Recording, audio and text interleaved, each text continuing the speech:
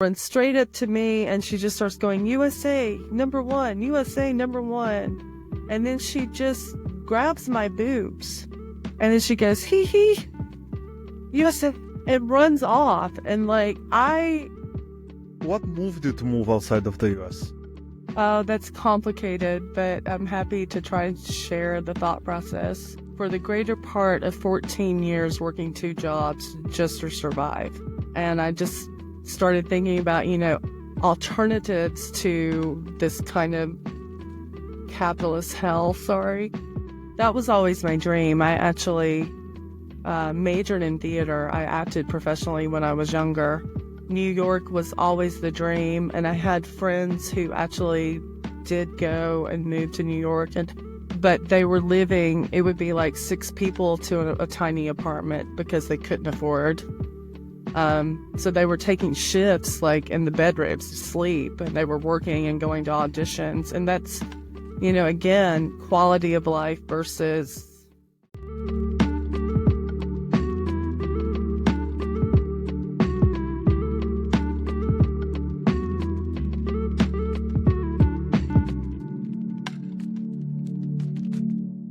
Renee, thank you for doing this. Welcome to Whereabouts Tales. Yeah, thank you for having me. It's a pleasure to talk to you. Thank you for accepting the invite. I appreciate a lot for taking the time. Renee, I would like us to start by telling us where are you originally from and where you are living at the moment. Okay, I'm from the United States and a little bit all over the U.S., but I grew up in North Carolina, and then after college, I lived in Atlanta, Georgia, probably the longest. And I'm currently an ESL, English as a Second Language, teacher in South Korea. And I've been here since 2011. So coming up on 14 years in Korea. Really nice. First question. So first thing that I have to tell you, I love North Carolina. I was there multiple times because some instances because of work, but also private as well because I love this. I like the state. Can I ask you where from North Carolina? A really small town in the mountains. I lived in Piney Creek, which is in Allegheny County. So it's kind of this, the corner, up in the corner of North Carolina, northwest corner. We border Virginia and Tennessee. So, yeah. Close to the Blue Ridge Parkway. Yeah. Yes. Yeah. Okay. Yeah. Then Yeah. I kind of know it. I more known the Raleigh, Durham, Graham area. That's what I was quite often. Yeah, the Research Triangle Park. Yeah. Exactly. Exactly. Yeah. Nice. Renee, what moved you to move outside of the US? That's complicated, but I'm happy to try and share the thought process. When I graduated from college, I ended up, for the greater part of 14 years, working 2 jobs just to survive. So I was working accounting jobs by day, and then I was either doing retail at night for several years, or I was doing catering on the weekends. And I was making good money, but it didn't go anywhere. I was taxed at a really high rate. And everything was just becoming more and more expensive. And after close to 14 years of that, I was like, there's more to life than just working all the time. I was sleeping, working, basically, is how it felt. So I had friends in college who taught overseas, and actually a guy that I dated in college, his mom had taught in Budapest, Hungary. She was teaching in Prague when he and I were dating. And I just started thinking about, alternatives to this kind of capitalist hell America is at this point. And you see it now if you're watching the news, like how bad it's even worse now.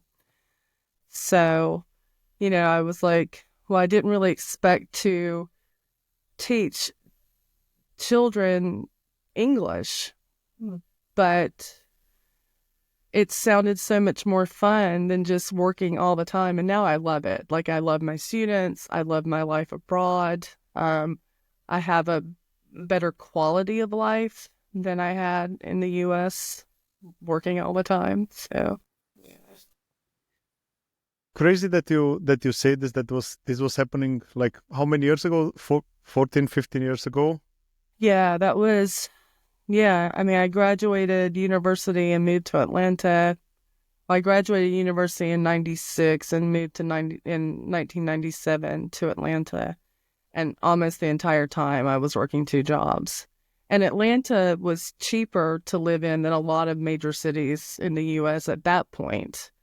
And now, I'm hearing stories of how much the rent is, not just in the US, also the UK, Australia, Canada. And it makes me asthmatic. I'm just thinking about trying to pay for a one room, like a one bedroom apartment over $1,000 a month. And the wages are stagnant. I don't know how people are doing it. I really don't know how people are doing it. It's crazy because I grew up always hearing about the American dream, and I realized more and more that it was a nice marketing story. Because if you talk to the normal people living the hard life, I think most probably everyone was in your situation, like working 2, 3 jobs. I hear all the time, like working 2 or 3 jobs. I cannot imagine I cannot imagine how hard can that be. And these rent prices, Renee, this is something I can't understand. My mind cannot cope. Yeah. The growths or the level on which these prices are going up. I'm watching I'm a big fan of New York. I always said that I would love if I would be able to stay about 2 or 3, 6 months in my life there, because I love the city. It's Yeah. for sure cliches, movies, and so on, but I love the city. And I'm watching an agency that is renting places, and they present this. Sorry that I have to say, this shitholes of maybe, I don't know, one room, and they say it's amazing Brooklyn apartment, $4,000 a month. Yeah. And I think, how can someone working a normal job afford to pay something like that? They can't. And that was always my dream. I actually majored in theater. I acted professionally when I was younger. New York was always the dream. And I had friends who actually did go and move to New York, but they were living, it would be like 6 people to a tiny apartment because they couldn't afford.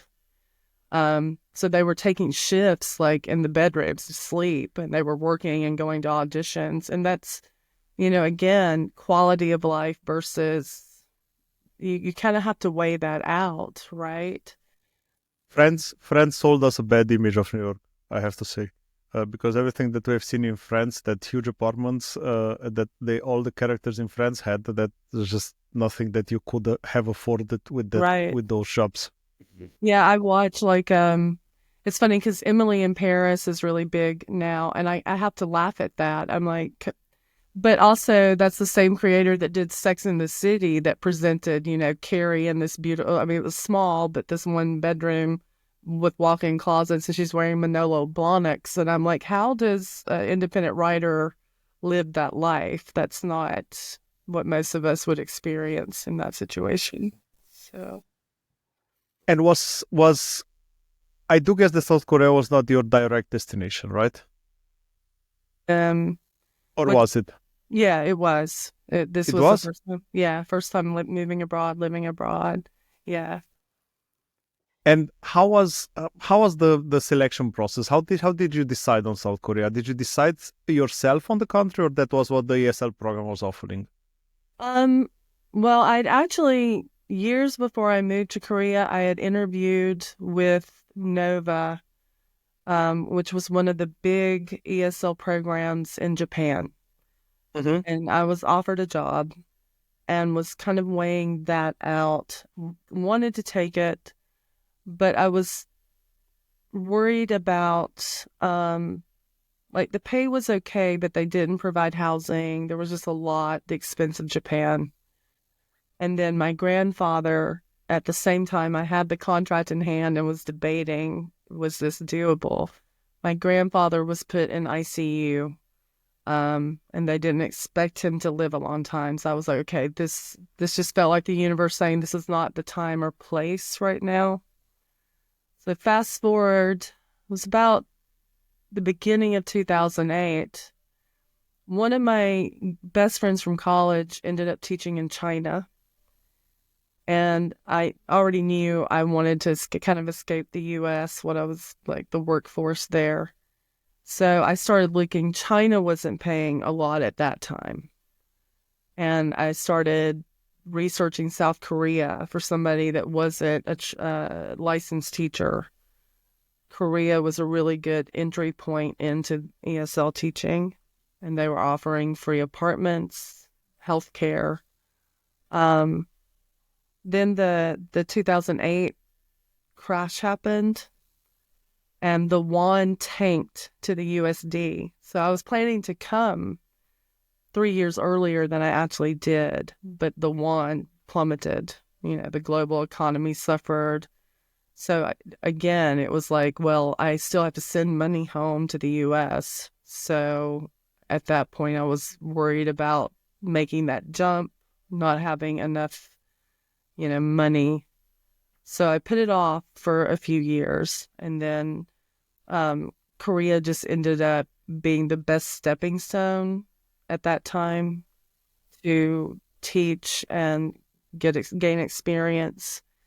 And so I thought the original plan, I have to laugh because you always plan something and then things go the other direction.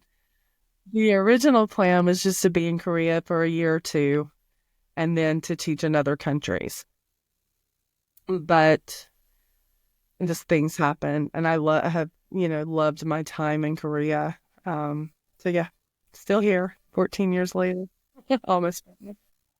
What was the family reaction, Renee, when you said I will move far away, a bit far away? Um, it's just kind of funny. My mom was very supportive. She was always supportive. She, of course, she didn't want me that far away, but she knew how hard it was, how much I worked and how tired I was. So she knew, and she was kind of excited about me having this chance to travel and to see more of the world. She had always wanted to be a flight attendant when she was younger. She had wanted to travel. When she was younger, they had height limits, and she and I are both 5'9", so she just was above that height limit. She couldn't become a flight attendant. My dad, funny enough, my dad had a hard time. My dad, only in the sense of Korea, was very much like Red Foreman from that '70s show. My dad was in the Korean War, never trusted North Korea to the day he passed away. He passed away in 2017. So he was Oh, very worried about, I was the youngest. I was his baby daughter. He was very worried about me coming to South Korea because he never trusted North Korea until, the day he died. So he always worried about me. He was happy for me. He knew I didn't have to work as hard, but he always kept an eye on the news and what was going on with North Korea, especially after I was here, because he worried about it. it's interesting that your mom put your happiness in front of her happiness. I have to say, it's for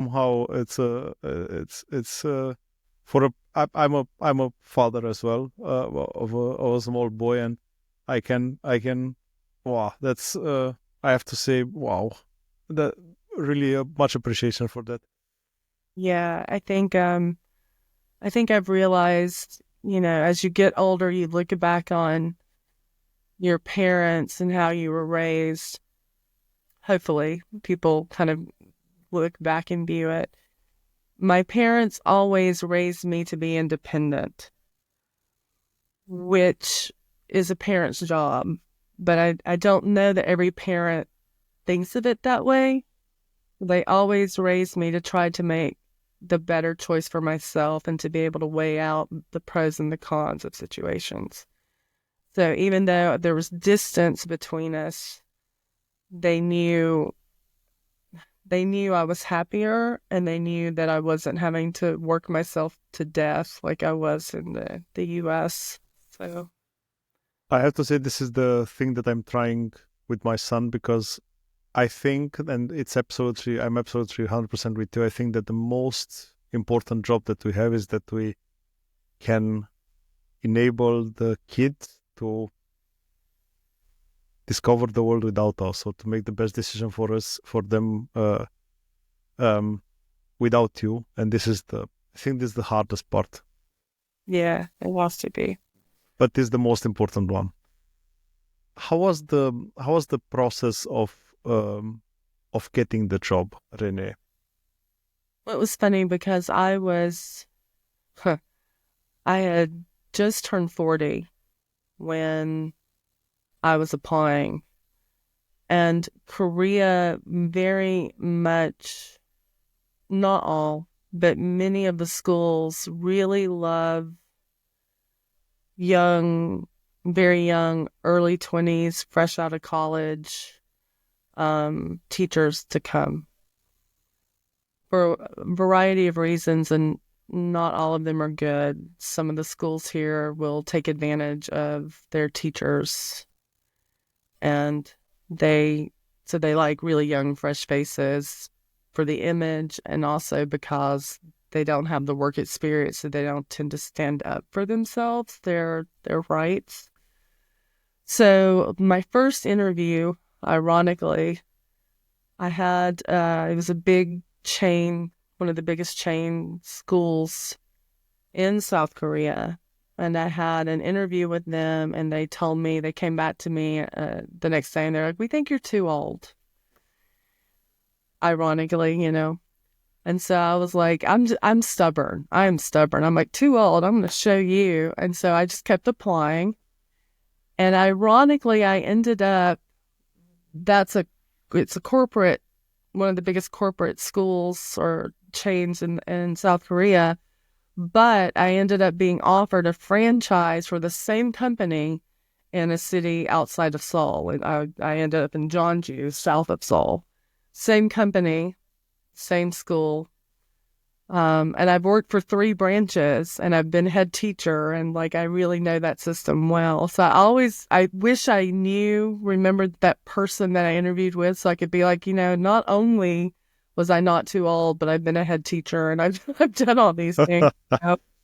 You see, again, that it's a lot a question of who's doing the decision making, right? Because the decision making is always a subjective process, subjective process.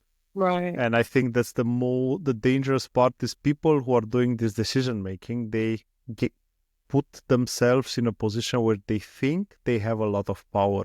Right. I think that's not really healthy for any human being.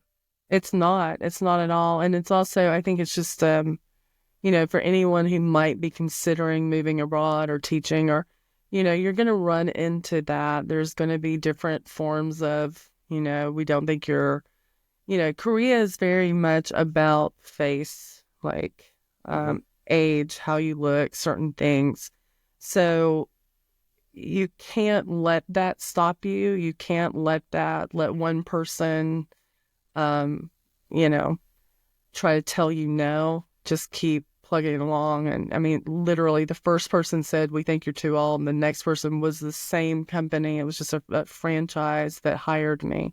So you just keep interviewing, keep moving toward. Don't let one bastard take you down. Never. Yeah, exactly. Don't let the bastards, but not let especially one. I had in one of the previous episodes, and I'm sad to share this story, but I had in one of the previous episodes, Kelly, who was a writer who has written a book about the mental health issues, and she focused on presenting the positive side of the story of the positive side of Kurt Cobain's story. Yeah. Like not showing the bad side of it, showing the good side of it, and cherishing the life and discussing about what he was, how he was, and so on. But the amount of hate that Kelly got, it's so sad, because people are just judging one cover from the outside, but they and it's hard. I can understand it's hard for her. I hope she'll pass good or easy through this point. But this oriented hate is not something that should have place in our society. Yeah. And independing what the goals are. Right. I also think I think we're just kind of living in a time where everybody's looking to be offended at points, like I mean, I don't know, the TikTok culture, it feels like everybody, no matter what you say, you're gonna have people that agree, and then you're gonna have people that are just finding fault. So you kind of have to either like try to have a thick skin. I mean, I don't get a lot of hate. I don't do a lot on TikTok, so I don't put myself into that sphere. But I think if you're going to have a voice, we're living in a time where there's always a lot of dissent, no matter what you say, Absolutely, and I think we live a time in which we are very aggressive with each other, and you have to develop this thick skin, because otherwise, every time when you try to come out of your nest, you'll get hidden, and you'll move back in. And I think I'm fully with you. I think we should just ignore them. I think ignoring is the best thing that we can do, because the thing is that the internet is enabling two things. One good thing is making it for us easy to communicate. Look, I'm in Germany, you're in South Korea, and we do this, and we have a nice talk. But on the other side, you're getting only the positive and the negatives, and you get also the people who are negative no matter what. Right. Like, you get people that are hating no matter what. They have a sad life. They have nothing that may give them joy in their life, and that's why they feel the need to spread this hate somewhere, and they do it online. Right. And it's easy to hide yourself behind the keyboard. It's Right. always the easiest that you can do. Like, keyboard warriors, the keyboard. exactly, Yeah. exactly. We go too much into that, and I don't want to go far away from the story. What was the? No, I like your story. That's why I'm really interesting. Thank you. Have you done any kind of research about South Korea, or you just knew the narrative that was known in US? Well, I did a lot of research in terms of moving here, like what to look out for in terms of contracts, but no, it's funny because I think about this a lot. History-wise, we spent a lot of time on World War II, and then the Korean War was briefly mentioned, kind of as a precursor to the Vietnam War, and we spent a lot of time on the Vietnam War. We didn't really go into a lot of the history of what happened here.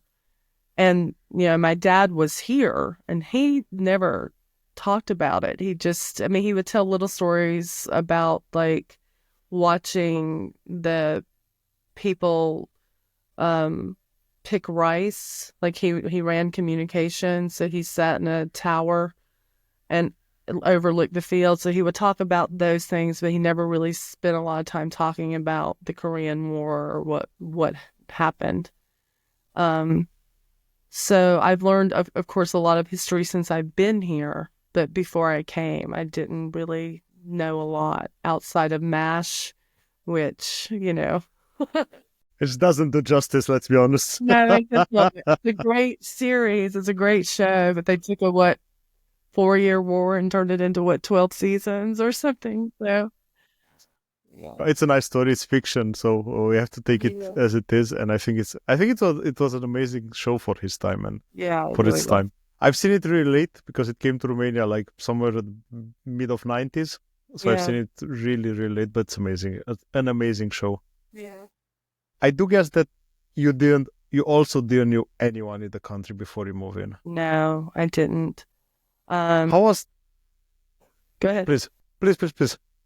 No, I was just going to say I didn't, and that was it was scary but exciting at the same time, you know.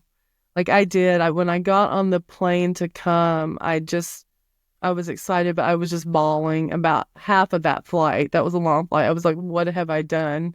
You know, hopefully this is going to be a good thing, but oh, if it's bad, what have I done? You know, because Exactly this one, because I think on one side you felt the happiness. You just said you went out of the crazy situation, like working two jobs and only working to be able to survive, nothing else, and you right, went in with big hopes, but on the other side you also left a lot of things behind you, right? right. You know, my best friends, my family, um, just my all of my network. You know, in two states, in North Carolina and in Georgia.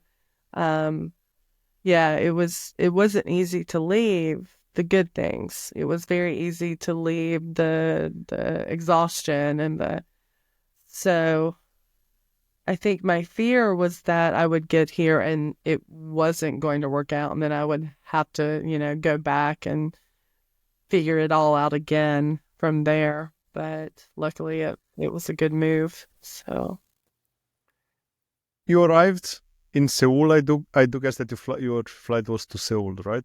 In South Korea. yeah, I flew into Incheon Ah, okay.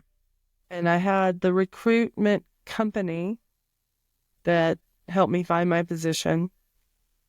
Had somebody there with a sign with my name, and then they took me really quickly and got me a bus ticket and put me on a bus to Jeonju, South Korea, which was about a 4.5 hour bus trip down. So and like they didn't really speak much. They were just like waving us along, go, go, go. Like um yeah, yeah, it's kind of funny.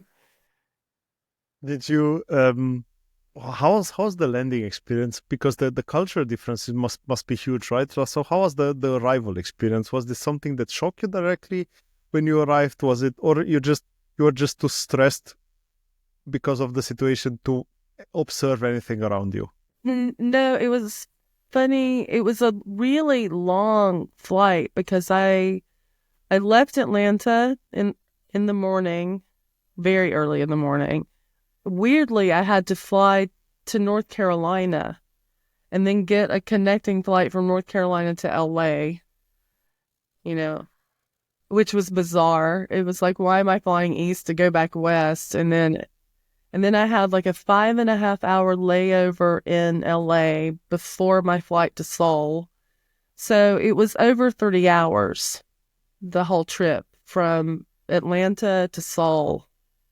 And it was about 36, maybe a little bit longer by the time I got to Jeonju to my in destination. So I think I was just by the point I was put on the bus and on my way to Jeonju, it was the middle of the night. I think we landed around 11 p.m., 11:30 p.m., something like that. So it was pitch black. I'm just kind of watching the lights as we're going. And I was just kind of numb. I was just ready to be on solid ground, to not be on airplanes or be on a bus or, you know. So it was kind of surreal at that point because you're just exhausted from the travel and it's the middle of the night and you still can't see. You know, I'd spent years dreaming and planning to come, and I'm like, I still can't see where I'm at because it's the middle of the night. So, Could be as well be in US, and you would not see the difference because yeah. yeah, it could have been anywhere at that point. So, yeah. It was funny though because on the bus ride, this is a little slightly off color, but like I had to go to the bathroom so bad. You know, I had to go to the bathroom so bad, and we stopped. And on the bus, there were two other foreigners, also like me, arriving, and they were on the same bus, put on the same, you know, had come off flights, put on the same bus. We all had to go to the bathroom so bad because it was such a long bus ride, and we stopped but nobody was speaking English. The bus driver didn't say anything. We didn't know if we could go to the bathroom. We didn't know how long we had. So we all just sat there and like kind of just held it because we didn't know what was happening.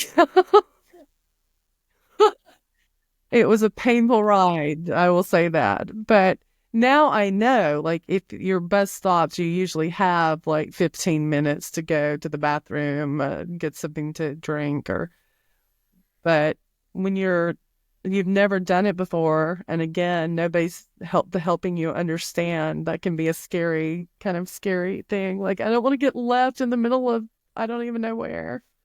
And the cultural differences at the end, right? Because also this with the bus stop is a cultural thing. Like you don't know it. You've never been with the bus in South Korea, so makes sense.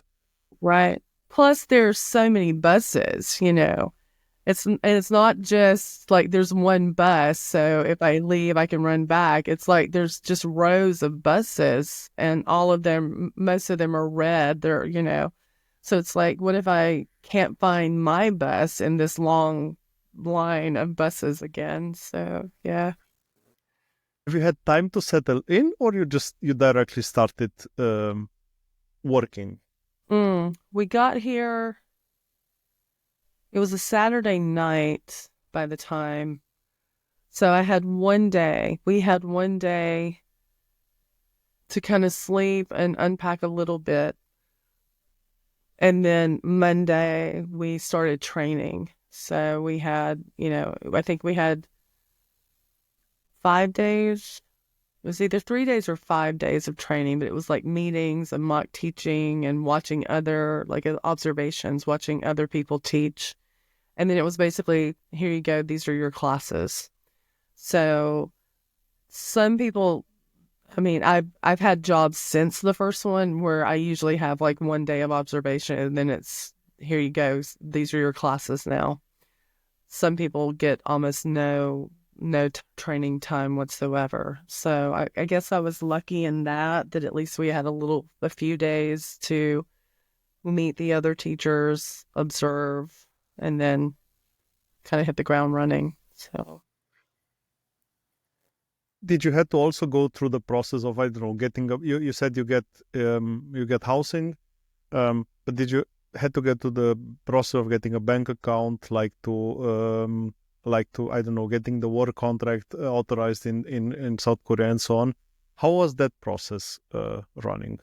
Well, a lot of that, getting the visa, the E2 visa is what English teachers come on. A lot of that you do when you're in your home country. So Okay. we had to have like a FBI criminal background check that was apostilled by the State Department. There's a lot of costs in getting the documents that you need. So most of that had been done. The contract had been signed, and I had to submit everything to the Korean embassy, which luckily was in Atlanta. They had a consulate in Atlanta, so I could do that there. So all of that part was done. In terms of a bank account, you have to they used to be, up until this year, actually, we had alien registration cards, our ARC cards. This year, they decided to drop alien, which is funny. Like, I was like, well, why don't we get rid of alien? I'm like, such a registration card. But you have to wait about a month to 6 weeks to get your ARC card. And then once you do, you get a bank account and a phone. So, yeah. Is it? I have to ask. I really have to ask because I have a problem, and I cannot have anyone better than you. But isn't it foreign? No, shouldn't be the foreigner the name, not the aliens? I think that's why they finally dropped it. I guess enough people made us make comments about it. So now they're just like, okay, registration card. But it's so funny to me. It's so hilarious that I'm like, but I want to be an alien. Like, alien for Documented, 15 years. a documented one, Yeah, right? exactly. Like, my card says I am an official alien. Why did you take it away? That's something that a lot of UFO hunters would have paid for in US for sure. True. Um, Arrived direct. That means you went directly into the job. Did you get to feel the culture the culture at the beginning, or there was just hardcore trying to get in the working flow at the beginning? It was kind of a bit of both. I mean, Korea is definitely, it's a work, work, work culture, you know. But I came wanting to see and do everything that I could, you know. So I had a long list of these are temples I want to visit and festivals I want to go to and foods I want to try. And so, luckily, the girl that I met on the bus, you know, she was starting at the same school. She and I on the weekends would just go and see and do as much as we could. But during the week, it was, you know, there's no time. It's just working, basically, like sleep and then teach our classes. And when we're not teaching the classes, you're making materials or marking papers, grading test papers. So a lot of our time was spent on the weekends just going out and exploring different parts of Korea. So How did you're surprising me that you said that they have a work culture coming from US, where somehow, even though not officially said, but it's somehow the same, this grinding culture as well, right? How is it different from US?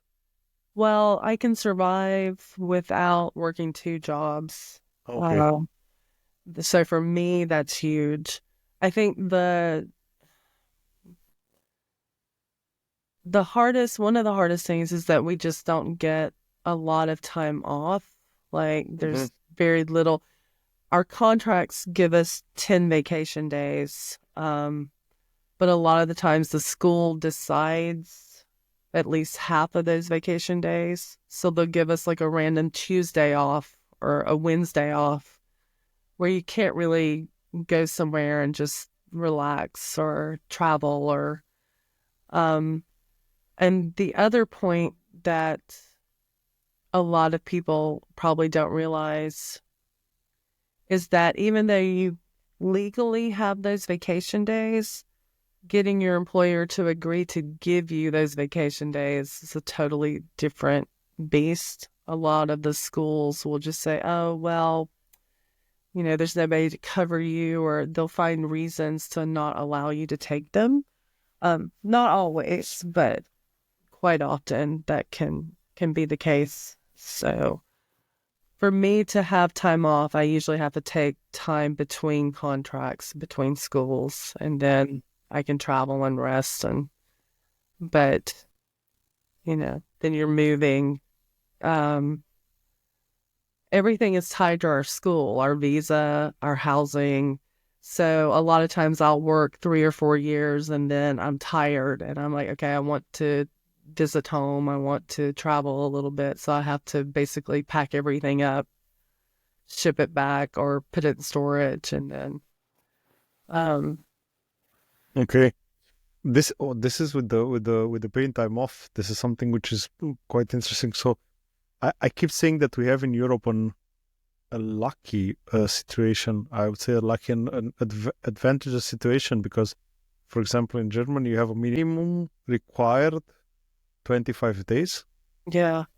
per year, and that's depending on the company or on your employee. It can be more than that as well. Yeah.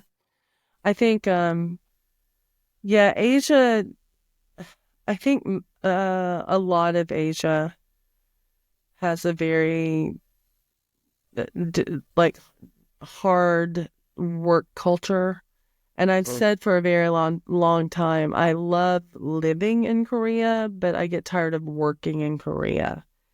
And it has nothing to do with the students. Like I love my students. I have a lot of fun in classes. The kids are amazing. They're so smart. They make me laugh all day. Like they're great. But it's definitely that kind of there's this mentality that work, work, work, work, work, you know? Um, and of course, Korea, in some senses, I may, you know, step into it by saying this, but it almost feels like they've taken parts some of the worst parts of the American culture and intensified it here. And so they're all about work, and then like plastic surgery, and it literally like some of the absolute worst parts of the U.S. culture, they've kind of taken and amplified it, um, for a wide variety of reasons. So interesting. This is so interesting. So it looks a bit different from outside, of course, but everything looks different from the outside. But I don't know where to start. You said about the that means everything is more connected to the appearance than it is in the US, because if you say everything is right into faces, like surgery, like this beauty improvements or enhancements, is this something which is coming in the last years, or it was always like that? Since I've been here, it's so before, so longer, but there's so much plastic surgery. Actually, one of my good friends, he was a co-teacher with me. He's Korean, in Jeonju. He had applied to, I forget which airline, Korean Air, I think. To become a flight attendant in Korea, it's so difficult, and there's so many different steps to the interview process that you have to go through. And you have to be fluent in English, which a lot of Koreans struggle with. He sailed through all of the first rounds, multiple rounds. He got towards the end, and they literally told him that he was not handsome enough. Everything else was fine, but he was not handsome enough. And they told him that he should have some plastic surgery and to come back. Everything is about appearance here. In his face? Yeah. Oh yeah, to his face. They told him that. There's no Koreans will very much tell you how they feel about your appearance, good or bad. So yeah, they think it's helpful to tell you, if they think you're fat, if they don't think you're handsome or pretty, or they'll tell you, like, yeah. That's a big cultural difference. That is a big cultural difference, yeah. How did you adapt to the local lifestyle or customs? Like, this is one of the examples. Like, to have this cultural difference at the beginning. How was that shocking at the beginning for you? Most of my experiences have been good. However, yeah, I have a sense of humor, so I just kind of laugh at a lot of stuff. The first day, the first day, you asked about how long we had before we started working. So the first Sunday, that one Sunday where we were off before we started working, the girl that I met on the plane, on the bus, she and I decided to walk. It was about a 15-minute walk to a local store to buy like cleaning supplies and like a few things we needed for the apartment. And when we got there, we're still outside of the building, but walking towards the building, this tiny little older Korean lady runs straight up to me. Again, I'm tall. Runs straight up to me, and she just starts going, USA #1, USA #1. And then she just grabs my boobs. And then she goes, hee hee, USA, and runs off. And like, I was like this. I was just like this. And then I just started laughing. And then I kind of chased after. I wanted a picture of this person that just assaulted me, but it's funny at the same time, right? Like, how do you react to that?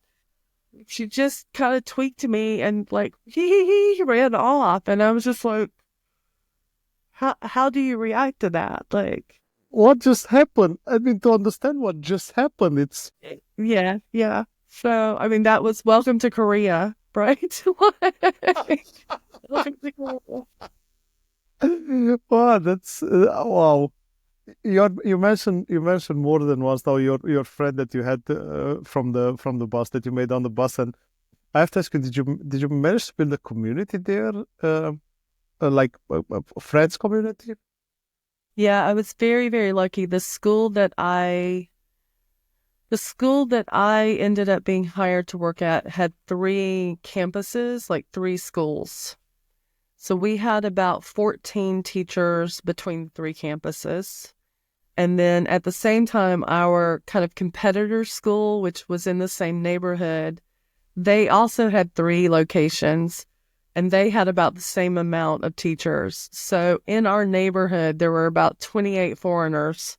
Now, we're all from like Australia, the UK, America, Canada, New Zealand, Ireland. So, it was all foreigners from different English speaking countries, but there were, over 20 of us in the same neighborhood.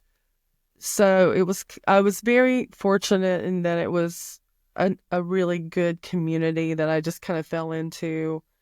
We all, several times a week, we would all go eat, Korean barbecue together, or we would go like to see shows together. Or also, Jeonju had this wonderful, just foreign, like the city had a great foreign community.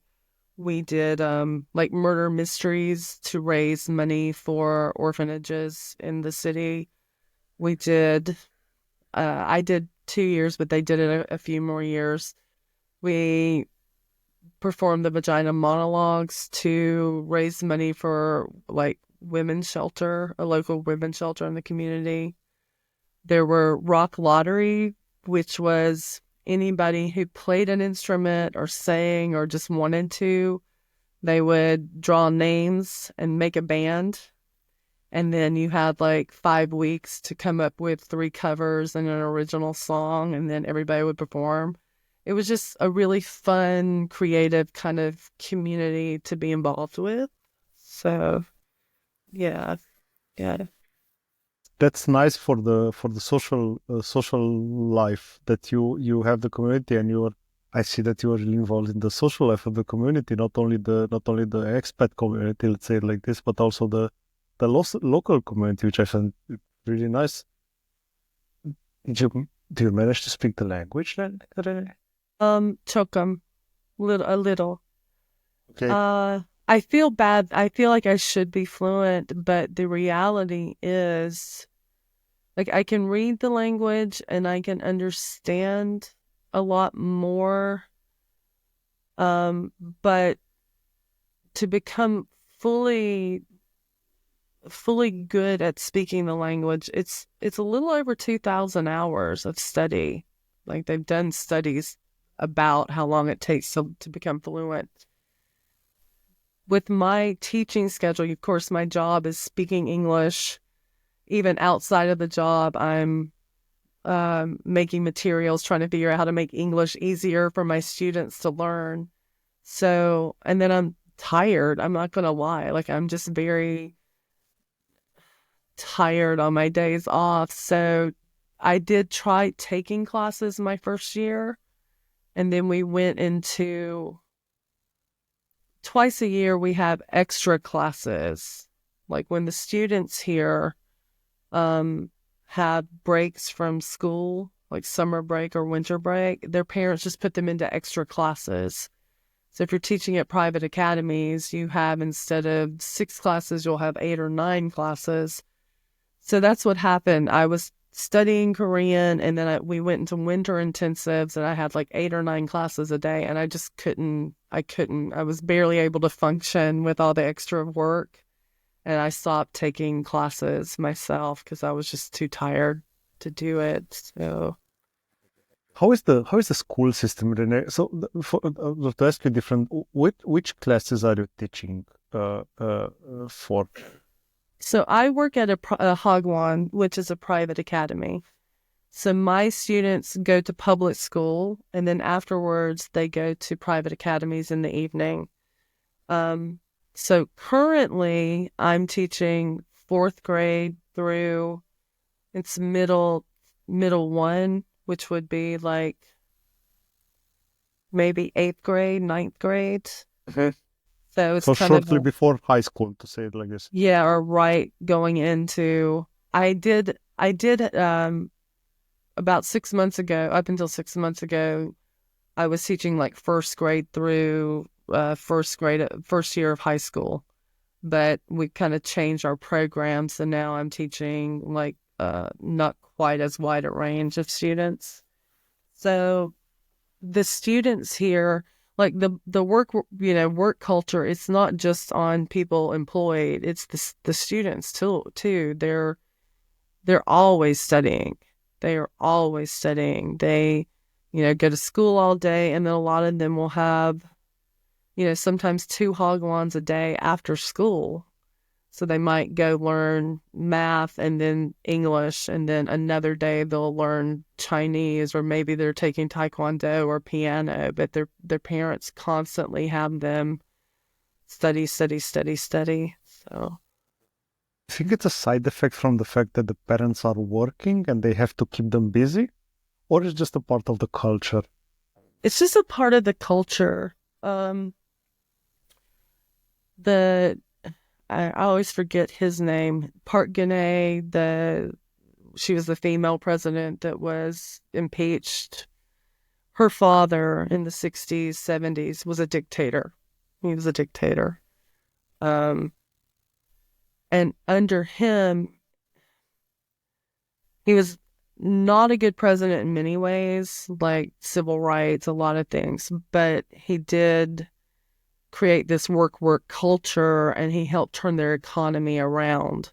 And so since that point, everyone is just work, work, work, work, work, work, work.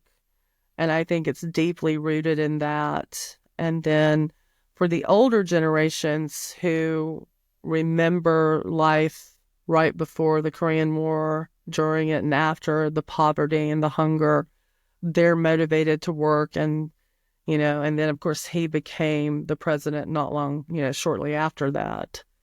So it's just part of their culture now. It's also an incredibly competitive, very, very, very competitive culture. There's like 5 universities, the top 5 universities. They study trying to get into those universities and to have a better life, to work for Samsung or for LG, or, the big companies. Yeah. Do you see a change in the new generations? I do. I think change is slow. I think that's true everywhere, But I think Korea definitely, the younger generations don't necessarily want to continue this kind of fruitless work, work, work, work, work, work, work, exhaustion, the stress level here is incredibly high. But I think, like many of us, they're not sure how to break that. How do you break that down when your entire society is built on that?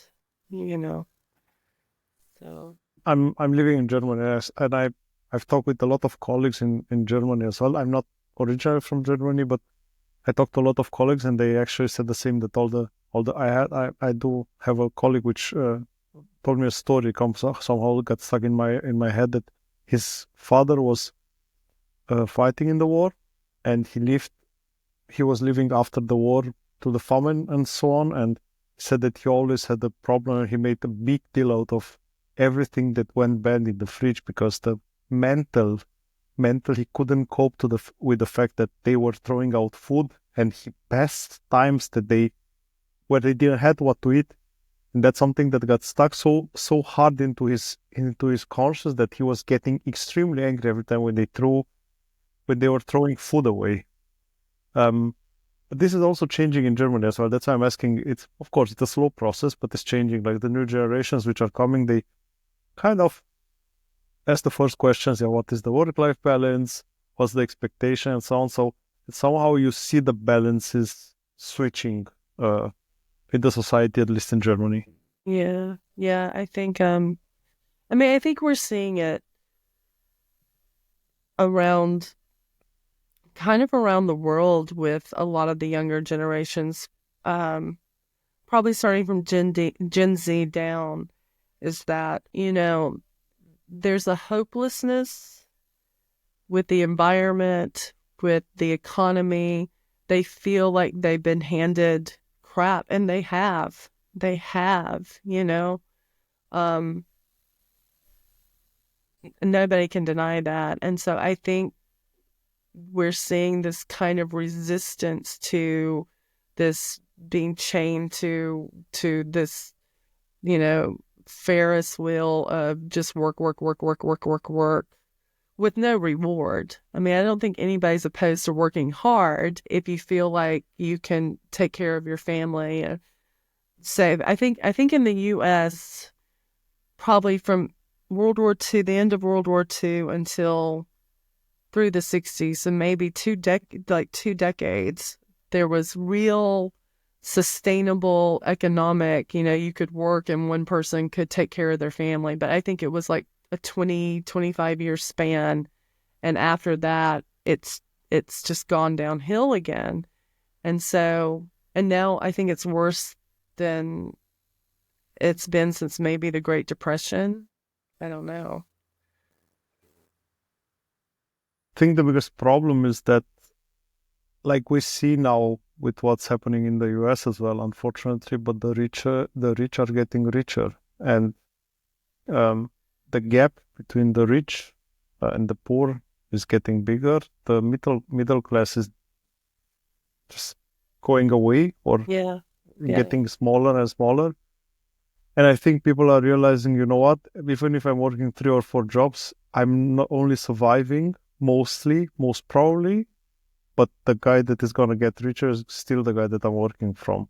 Yeah. And I think that's the biggest problem that we're facing at the moment. And if you look around, we always talk about that for those 5-6 people that are the richest in the world, which own all the social media or everything, and then you think, okay, what would bring us? And we are fed with this with the need to buy always new things, to buy to work, to be able to afford the new phone, which is getting out every year that nobody needs. Yeah. And I think people are sick of fighting for status, for social status that brings nothing at the end, right? Because it doesn't make you happy. It doesn't. It only feeds your ego. That's the only thing that the status is doing. And at the end, I'm happy if the younger generations are realizing this and they enjoy, because you have one chance and you have to enjoy it. Like you have one option. You cannot say I grind this life and next life I will enjoy my life. No, that's not the case. Like we have only one chance. No, I think we're gonna see. Like, I hate what's happening in the US right now. Like, the last 3 weeks for me have been intensely emotional, and I'm angry about so much that's happening. But there's this other part of me that's like, as hard as it is, as painful as it is to see, I'm starting to think that the only way certain people will ever wake up to what's really happening is to let Elon Musk just show us his hand, just show us his hand. He wants to take away, we have awful health care, and he wants to take away Social Security to put our grandparents back out, into poverty, and like take away Medicaid, one of the few medical things that help people. He wants to take all these social network away. And in the meantime, he's getting more and more government contracts for his companies while he's taking away from the poorest and working class in our country. And I'm like, okay, part of me is just, go ahead, show us who you are, and then remember what revolutions start, how they start. And I think that's what's going to happen if they don't stop, sadly. The problem that I see it, as I see it at least, is it feels somehow like a cult, Renee, for It me. does. It does. It feels like we don't have people who are thinking, we have followers. And followers are usually not questioning anything. Anything, like never questioning anything. And this is this cult structure. We have red no matter what, or blue no matter what if we talk about US. And this is the, I think, 60-70% of the society. And then you have people who are thinking as well, and they would be in the middle somewhere, because you have good things on both sides, but they don't have a voice, because you cannot have a voice. You are directly shut down when you try to say something. I think the only thing that I would slightly disagree with is that the blue people aren't blue no matter what. We fight with each other all the time. We do. It's like, what's more important, the environment or social this or that? Like, we fight amongst ourselves. Like, where the red side tends to be very lockstep no matter what. And I think that's, like, I even see it a lot with like the people that voted for Jill Stein, a third party candidate because of Gaza. Like, there's just so much fighting on the left about, and I guess I'm older and cynical, and I've been through it a lot, where I'm like, there's no perfect candidate, but you go for the candidate that is at least marching towards progress versus sending us back 50 years. And then if we get that person, we can try to work towards change, more and more change. But why I'm saying that, I love disagreement, by the way. I think that's what brings us further. The fact that we are able to discuss on different opinions, that's the right. most important that has to happen in this society. And why, now to come back to the point, why I think that there are blue no matter what, because I'm watching closely the US news, the US economy. I think it has a big impact on the whole world, everything what's happening in the US. And I have a New York Times subscription, so New York Times, I would say, is at least in my feeling, is objective, sometimes a bit towards blue. Yeah. A bit. Yeah, more liberal. Yeah. Exactly. And that's why I'm saying I've seen a lot of articles who are trying to explain stuff that maybe the Biden administration didn't do 100% correct, but trying to justify them. And this is, for me, like blue no matter. We have to admit the mistakes. People are making mistakes. Anyone and everyone. And that's why I think that, here I'm coming and saying, I think you are part of that 30% who's not blue no matter what, or red no matter what. You are part of the people that are able to think, and they see, okay, I love my liberal part, but I see also some of the good parts on the other side as well. Yeah. I mean, I can without a doubt tell you that if the Democratic Party started pulling any of the crap we're seeing, the Republican Party right now is not the Republican Party, historically, their platform. There is no party at the moment. No.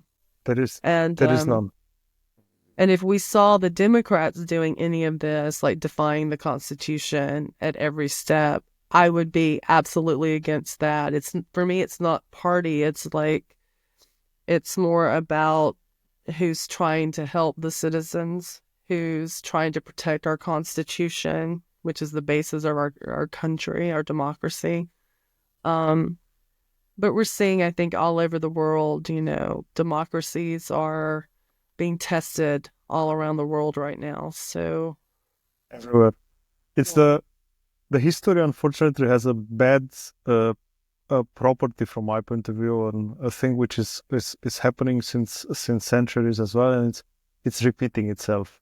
Yeah. And I'm slowly afraid of the fact that we will not be so free to speak in the future as we are today anymore.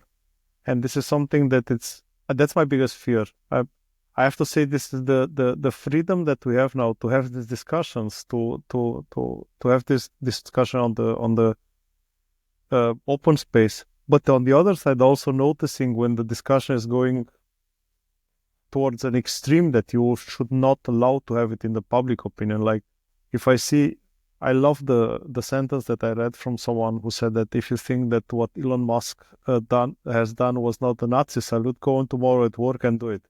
Yeah, yeah. And it's so easy. The argument is perfect. Do it at work. If you think that was not what the whole world think it was, then go and do it at work. You can't, because you can't. And I've seen one of the Republicans said, yeah, maybe what the president is doing is not really legal, but it's justified. Never. No, Never. it's not. Yeah, that's I think like I'm a very optimistic person, and I think most of my life I always thought that history was a slow march towards progress, a very painfully slow march towards progress. But I'm seeing a slide back, and I'm seeing my country. My grandfather was in World War II. I am seeing my country become the thing that we fought against. And it's not just the U.S. There's a large population in the U.K. There's a large, apparently, population in Canada. They've got, Pierre Poilievre, who is like a Canadian Trump. And that scares me that the countries that fought fascism are somehow sliding into fascism. Like, that's a scary turn of events I don't think I ever saw coming. So I think the biggest lesson that we have to learn from history is, coming back now to what I said at the beginning of our discussion, the power that the one person that has the power is the worst thing that you can have, because the power is a drug, and it's something that we are not able to control as human beings. There is a reason why the American president is allowed to have to be elected twice. There is a reason why all the presidents in the whole world are allowed to be elected twice. There is a reason why we don't have kings and Putins everywhere. For a few weeks, I finished reading Alexander Navalny's story, a book that he wrote during his stay in the prison.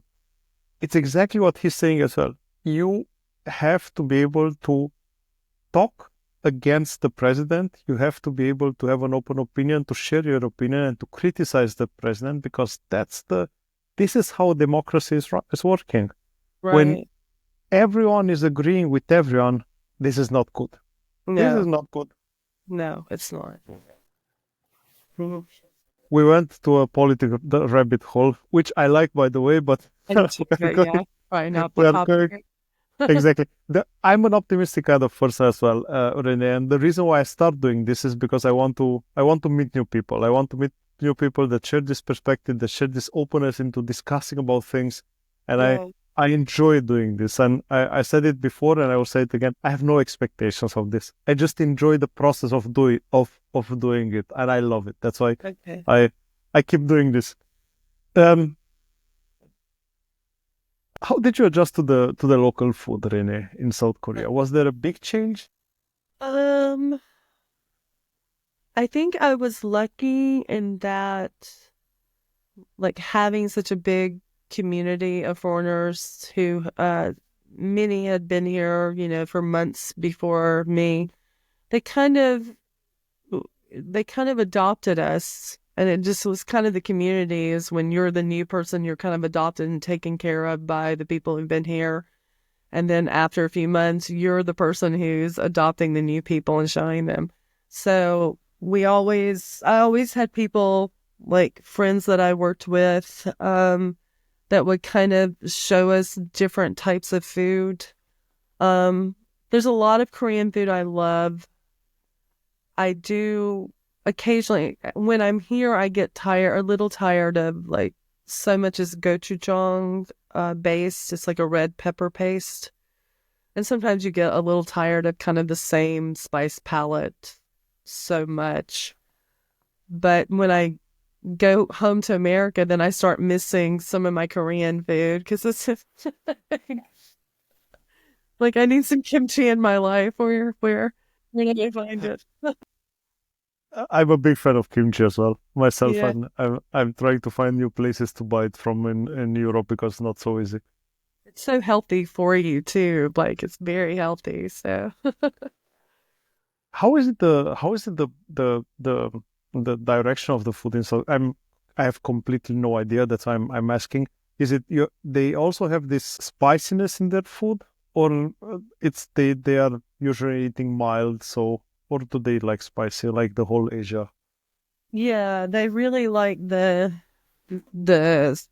spicy. To me, it's not ultra spicy, but they like that red pepper paste. That's gochujang. That red pepper Hmm. paste. Many of their dishes have that kind of slightly spicy flavor. That's what I'm Hmm. saying. Like I like it, but like probably 70% of their food, maybe more, is that base, that red pepper paste base. So after a while, it's like, no, I'm lucky because since I've lived here, there's more like foreign food, like Thai food, there's more Vietnamese food. So there's starting to be a lot more offerings of foreign food to kind of get different flavors. But like for years when I first lived here, like I'd have to go to another city to try and find Mexican food or Indian food. Like, you know, you'd have to travel. You'd have to work for your foreign food. So Besides the food, Rene, what's something local that you learn to love? something local that's not food based. Let me think. Um, I love modern hanbok. Do you know the hanbok? The traditional hanbok is their traditional clothing. Um, Okay, kind of okay, I like know it. kimono in Japan, but I've really loved. They've taken their traditional hanbok and their designers who are making what's called modern hanbok, which is this like a shorter, more modern cut of their traditional fabrics and clothing, and it's really beautiful and actually very comfortable. Um, I wish I could say that I loved K-pop. I mean, I know everybody's into K-pop, but it's not really my, yeah, I'm not as well. So yeah. I'm more of a rock person than a K-pop person. So like I've been to shows. I get invited periodically. I get to go for free to do some promotional work for it, and it's always fun. But it's just not really what I buy or settle down to listen to. So. I can imagine that I'm not a I know I've heard I'm a music fan generally speaking, and I've heard about K-pop, but I'm not a fan as well. I think it has something to do with the age. I don't want to say we are in a different age space, but most probably that's the reason. Yeah, it's probably, yeah, part of it. What's what's something about South Korea, Rene, that you think it's not well known on the outside, and you experience it a lot in the inside? I'm a little worried to say. I mean, there are several things that come to mind. Um, there's a lot of there can be xenophobia, um, because of the history of Korea. Like Japan, they were colonized by Japan, and so for certain generations, there's this mentality of not, you have to keep the Korean bloodline Korean. So at times that can affect things. Um, yeah, I don't know. Trying to think of the happy things too that people might not know, but that's maybe not. I don't know. Uh, so you mean some kind of a racism, actually, Yeah. okay. Yeah. How is the relationship with North Korea? Honestly, I haven't heard a lot about North Korea lately. There's been so much internal strife with the president. We had Uh-huh. two impeachments recently, and there's been so much happening internally. that I haven't really heard a lot of communication about North Korea. I think there's been a lot more focus in Korea on what's happening with their current government. So, yeah. Yeah. As long as you have internal struggle, it's hard to worry about someone from the outside. I think that's true. And I'm not sure that that's necessarily the right train of thought. That's kind of when you're weakened, but I think people are distracted. So, yeah. Um, yeah, I'm not sure. And it's really interesting too because like, I told you back to at the closer to the beginning that my dad was always hyper worried about what was going to happen with North Korea, especially. Um, he would see something on the news and my mom would message me but here the Koreans, they've lived under this armistice. I mean, we're still technically at war. South Korea is still technically at war with North Korea. They've lived under it for decades. So literally the news will make it sound like, war is imminent. But if you walk outside, everybody's just going shopping or going to Dunkin' Donuts. It's like the Koreans don't give it a lot of mind. It has to be something very big, some majorly big, like a missile test before anybody even remotely talks about it. And even then, it's just kind of like, oh, they're testing missiles again, like. Crazy. The crazy guy went out for play. Yeah, that's kind of it. Kim Jong-un's kind of a joke here. Not really. Should be everywhere. Yeah, yeah, like they're not really scared of him. So yeah, yeah. How this, how did this uh, out abroad living experience change you, Renee? How's it changed me? I think, well, it's definitely given me a lot of perception, like a different way to look at my own country, having a country to live in. I think it's also very much taught me how adaptable I can be and um, how, it sounds weird, but like how strong and how, self-reliant I can be, like when you lived abroad and everything is different. It's taught me how to just kind of take care of myself in a way that I never knew was possible when I was living back in my own home country. And I travel solo a lot too, and I get a lot of, messages from back home. You need to be careful. Like there's this perception that the world is such a scary, dangerous place. And while there are scary people in it, I think more of us than not are good. Um, and when I travel now, I just refuse to live in fear. I think you have to kind of have, kind of a sense of awareness about you. But I generally have really great experiences and try to find ways to connect with people in different cultures. Like we all have commonalities, you know.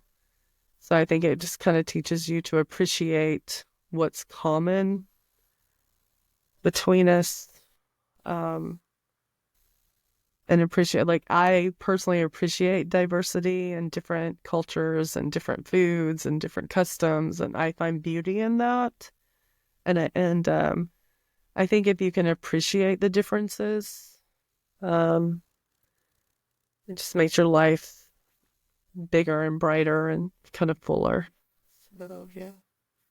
I think the cultural differences are building the society as we know it at the moment, everywhere. Like not only in South Korea, like everywhere. And I think the um, easiness with which we are able to travel and to communicate with each other and to mix this cultural um, um, to mix this culture that we have, I think it makes us even stronger together. Yeah, as long as we are able to accept the culture from the other and to embrace the small changes. Did you find any hobbies while being there? You said solo traveling. I think that's we can consider it as a hobby. Yeah, that's But become besides that, kind of my passion is I want to see as much of the world as possible, but also definitely photography.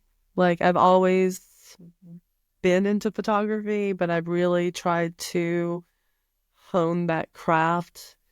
And for me, I think that's why I love photography so much. You just capture this brief split second in time and an image. If you see the right image, the person that's viewing it gets to decide what happens before and after that second. And I think that opens up this kind of beautiful kind of interchange between the viewer and the person who's taken the photo or what's happening in the photo. So I'm always trying to find new ways to do photography to capture the imagination. So yeah, your Instagram photography. account is your Instagram account is amazing. I will Oh, link it thank in you. the show note captions of the episode. I just scrolled endless, endless in it, and I loved every picture. I think that there is a bit of talent. It's not only passion. There Thank is more you. Yeah. talent than it is passion, and I think if you love it, it even makes it better Yeah. Yeah. and easier to do it. You haven't had this in the US at all? Like I mean, Well, uh, I took, I've always loved photography. I asked for my first camera actually for like my 7th birthday, and my parents got me this little like Kodak point and click film camera. So I've always taken tons of pictures, but I think it was just, like a hobby to collect my memories, like pets and my friends. Um, and I really kind of got into the social media aspect of it was really, I was just trying to um, show my friends and family back home what I was seeing in Korea and what I was seeing when I traveled.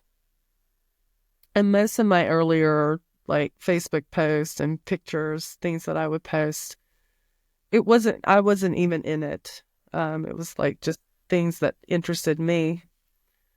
And over time, I started realizing I had friends that were doing social media and they were like, you need to be in your own story. You need to be in some of your photos. Um, and so I'm not always in my photos now, but now I am in some of them because, and ironically, like I'm kind of shy. So I was really uncomfortable being in front of the camera. Um, but when I started doing that, my account started growing. So I think people wanted a person to connect with in the middle of these travels or in the middle of these, experiences. So I still feel sometimes I have these internal struggles with is it feels narcissistic or weird sometimes to have a lot of photos. But I just tried to remember that like I'm trying to show people like my life and travels, and people do like to connect with the person that's sharing it. So, yeah, kind of a weird kind of time we're living in where everybody's constantly taking selfies and pictures and, but yeah. as long as you are enjoying the view besides the picture, I think that's okay. I've Yeah. seen a lot of situation in which everyone is walking around with the camera in his hand and always taking pictures of everything. Doing that is losing the value because if you make 10,000 pictures, you'll never look at all of them, and you have to select still some of them which are really good. And second, you never get to see anything Right. because you're constantly making pictures. Yeah, You go you're in looking through something. exactly.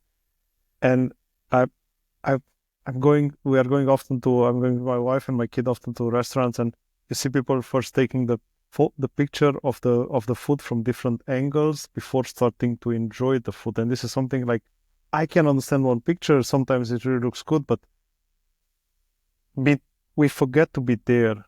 Yeah, Sometimes we forget to be present in our life.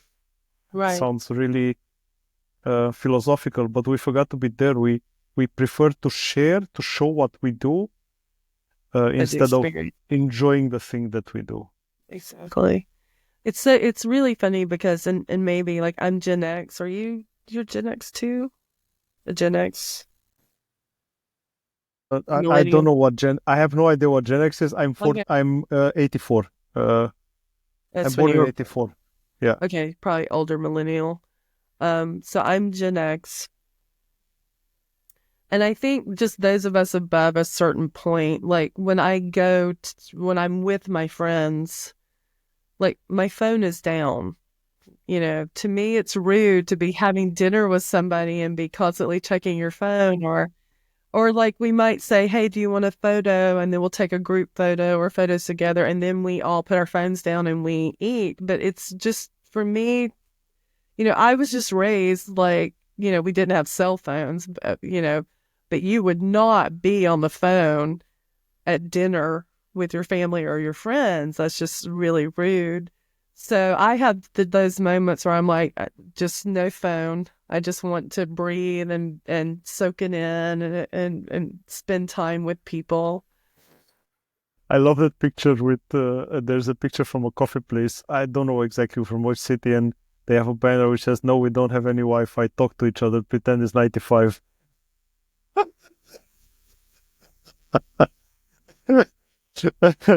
I find it That's extremely so true. funny, but extremely true. Yeah.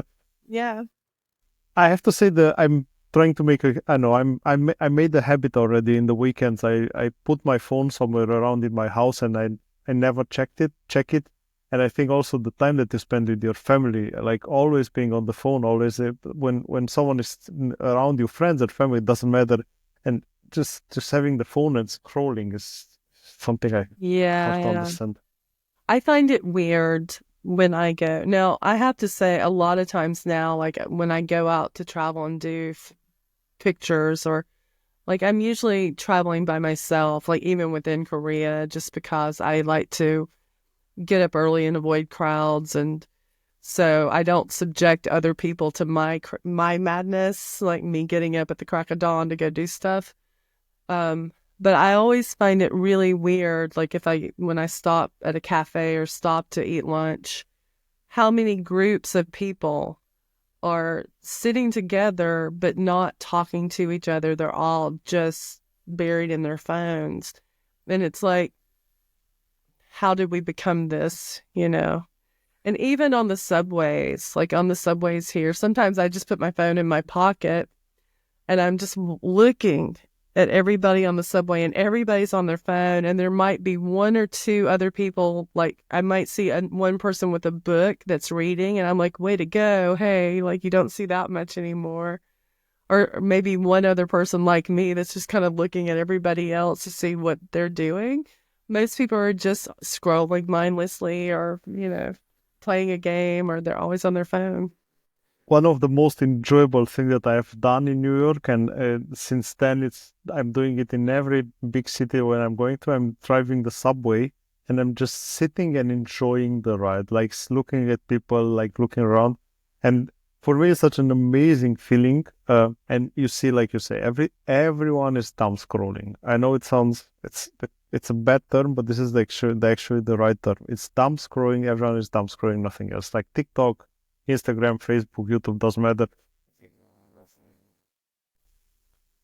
Constantly. That's quite sad. But as again, your Instagram account is really nice. I will link it below. I loved it. I love the pictures that you are doing. I would love maybe one day to take us to your travels in another episode if you would like Well, that okay. we can share some pictures from your Instagram account, and you tell us the story of the pictures because they are just amazing. Thank you so much. Thank you. Yeah. What um what advice would you give to someone that would like to consider a similar move, Renee, like you did, like moving abroad?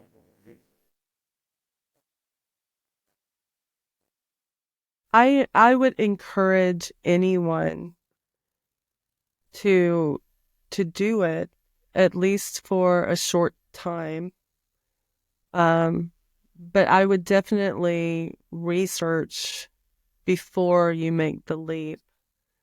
Um, I spent, again, like, I'm slightly weird in that I was not going to make a huge leap like that without knowing at least kind of legally what I was allowed. Um, but I see a lot of people coming to Korea and they haven't kind of done that due diligence, and then they get in trouble with like bad employers. Or so I would say do at least minimal research what you should,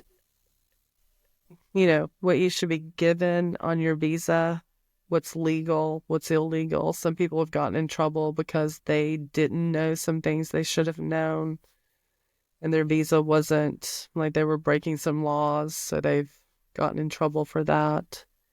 So I definitely think people should, again, not live in fear and try it, but definitely make sure like legally that what your rights are and what you have to do for your visa so that you're okay, basically. Good piece of advice. You are the second person saying exactly the same thing. Like, do your research before you go because you avoid the bad surprises when you arrive there. Yeah. Well, How did you handle homesickness, Renee? um, it's funny because homesickness, I think, comes in waves, There are points where you don't think you'll feel it, and then suddenly something will happen and you do. Um, for me, I guess I'm lucky in that Korea has a lot of American influence. Mhm. You have So Dunkin' like Donuts. You just said that you have Dunkin' Donuts. we have Dunkin' and Krispy Kreme. They got Krispy Kreme when that's from, like, I was from the South, so we're a little more Krispy Kreme. They got those.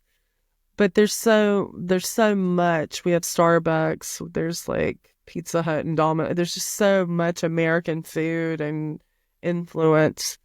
So when I'm really feeling homesick, I will go to the movie theater and I will watch an English movie, and I get like salted popcorn and like a like Coke, and I just sit there and I'm like watching my movie and enjoying my very American snack. I just Uh, want to say here, I'm sorry for interrupting you. There is only salty popcorn. Okay? There is no other kind of popcorn that I can admit. yeah, I don't like sweet popcorn. I need salt. So yeah, but a lot of Sorry for people like, interrupting you. that's okay. A lot of people like their sweet popcorn. So for me, I'm a salty girl. But yeah, I don't know. I think it's easier now to live abroad because we can FaceTime. We can, um, I can't imagine what it would have been like to live abroad before that, before technology made it so easy to have face-to-face communication. So a lot of times now, if I'm homesick or sad or lonely, like my best friends from college, we have a chat together, and my very best friend, she and I talk all the time. Um, so yeah, they kind of they kind of always bring me back to center. Like, you can BS yourself, you can fool yourself, but the people that have known you for decades, you just can't, they will tell you very quickly, what the reality is. And they remind you what your reality is. So I talk to them a lot, and they kind of always bring me back to center and ground me. And so I think that's the most helpful thing. Yeah. You said that the relationship with your home country has changed because we discussed a lot about it. You said that you kept your connections, like your social connections with your friends in the US, which I find it amazing because social connection is something that defines us and helps our general state of Mm. happiness. Um, how has the family relationship developed in the last since you are outside of the US? That's really, that's much more complicated.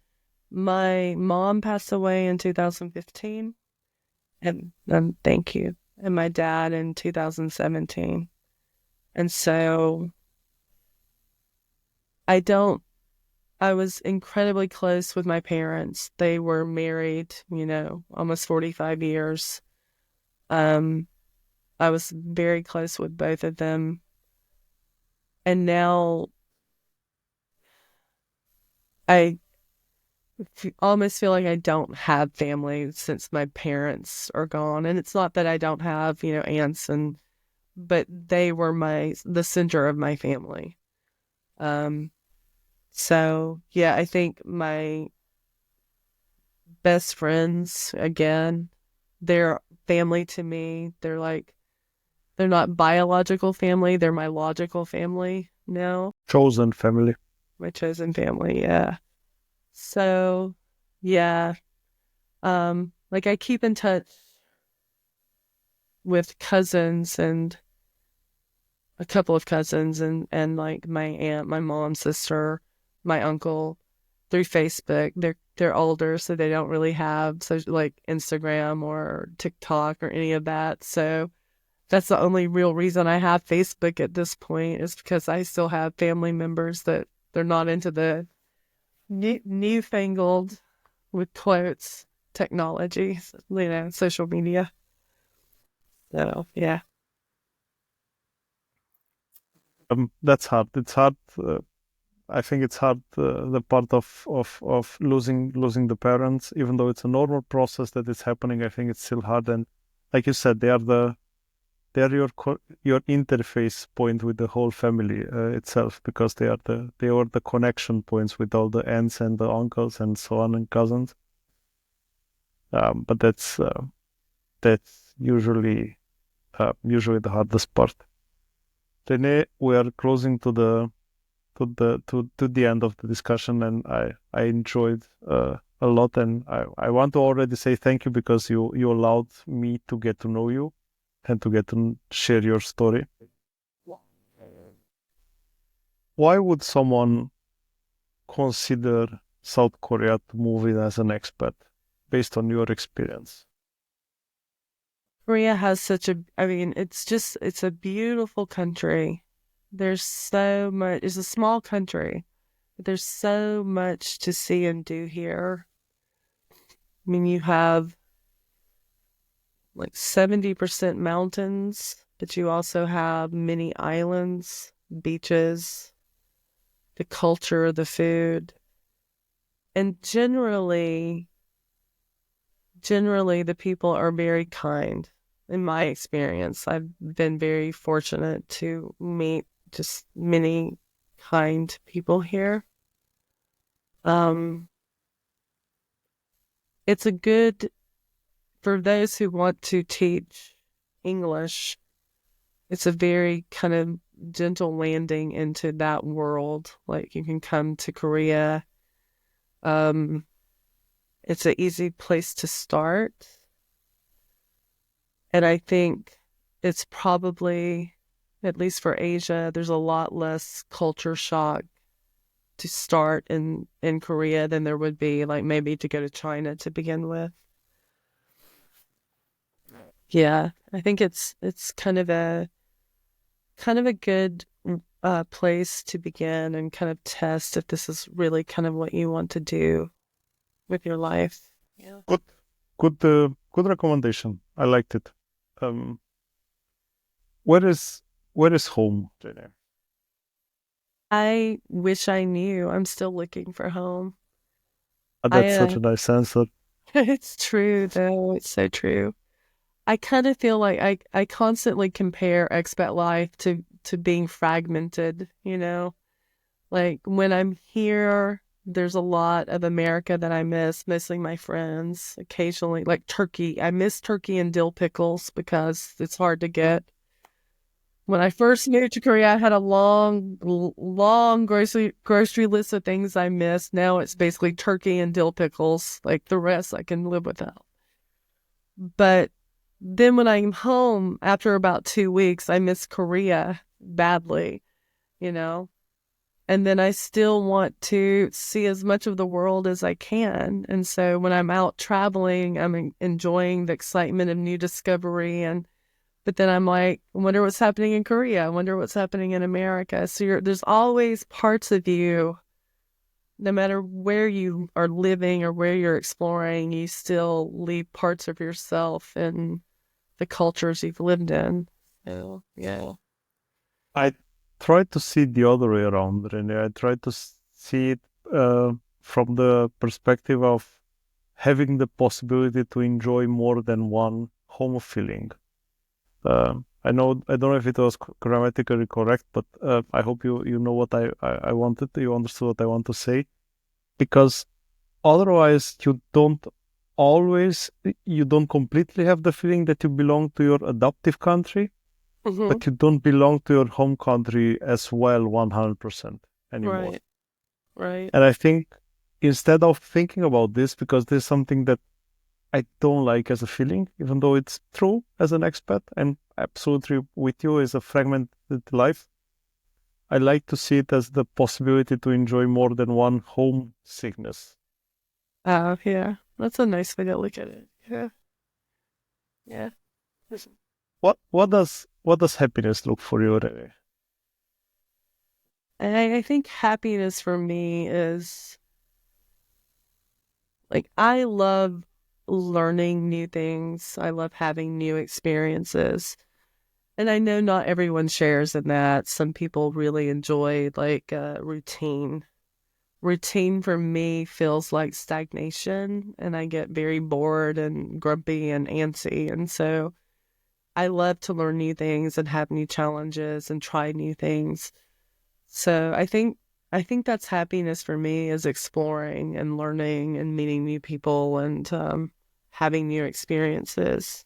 Um, Collecting things has never been a big deal for me. I don't care about, you know, Louis Vuitton handbags or anything like that, but I love experiences because those are the things that I remember the most. Um, you know, so seeing new places or, you know, like riding horses in Mongolia, I will never forget that moment of riding through the mountains or um, eating snails for the first time in Cambodia. Those weird little things, like those things stick with me more than physical things. So, and that's happiness, I think. I have now because you said about the valuable possessions that is they are not for you, like not no things that you appreciate in value can so you don't want to buy things that are expensive, which I completely understand. But how did you learn to live without this need for social status? I don't know. Again, I think my parents always kind of promoted experiences over things. And it's not that, I wouldn't get presents or I wouldn't, but they were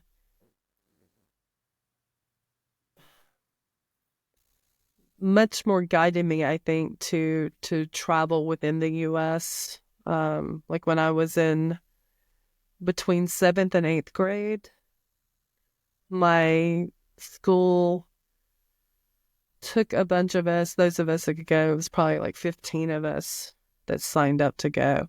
But we did a 3 week like camping trip across the US.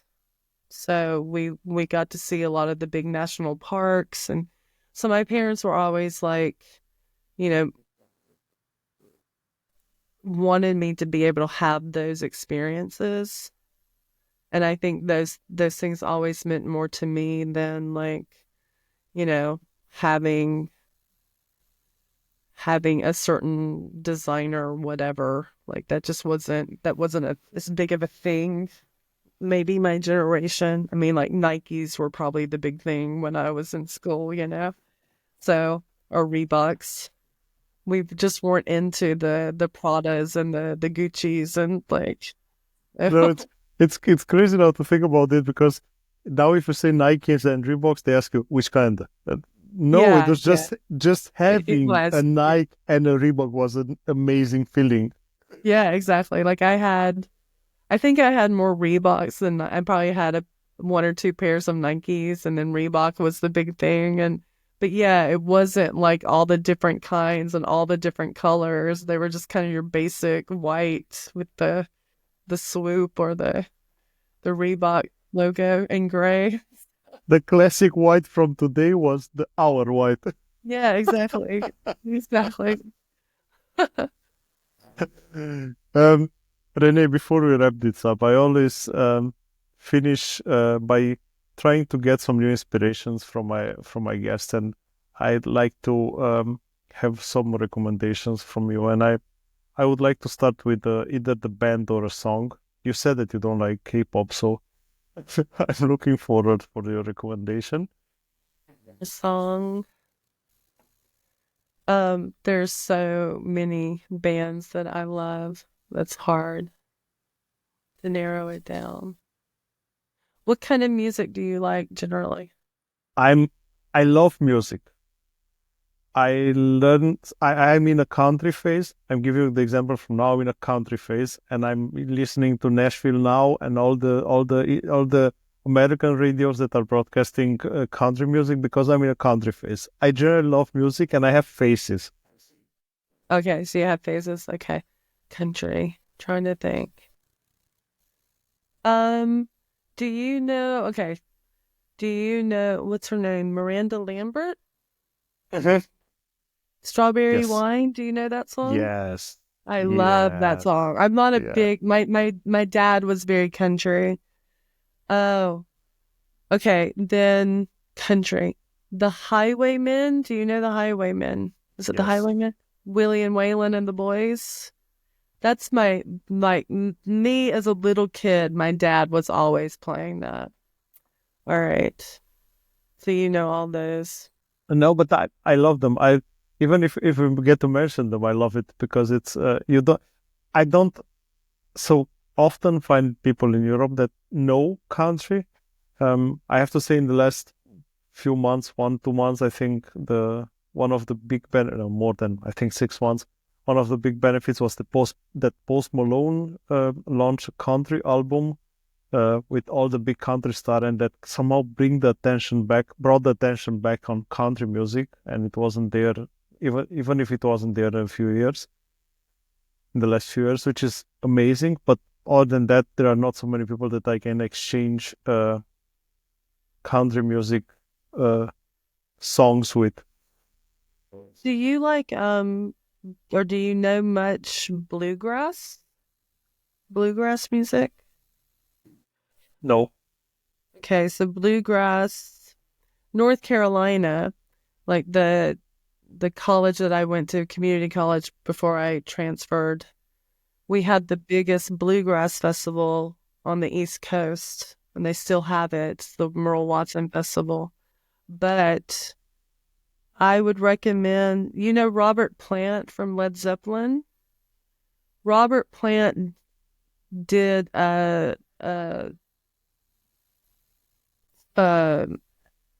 collaboration with Alison Krauss, who's a big bluegrass artist. Um, it's Robert Plant and Alison Krauss. Might want to check that out. I think you would really like it, actually. Okay.